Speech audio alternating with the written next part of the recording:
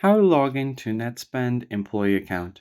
In this video, I'll show you guys how you can easily log into your Netspend Employee Account. For that, you first have to go to your web browser and simply search for Netspend Employee Account or login and hit the search icon. Now go to the first link that you see here, Modernize the way you pay your employee. Simply go ahead and click on that. Go to netspend.com.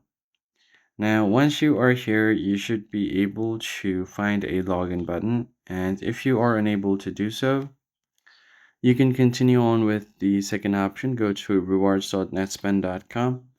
So this one is for the rewards. And if you already have an account, you can use your account by entering username and password. So after entering that, you can just go ahead and click on this box, I'm not a robot, and then go to login. What you can also do is go to Netspend prepaid account and log into that as well.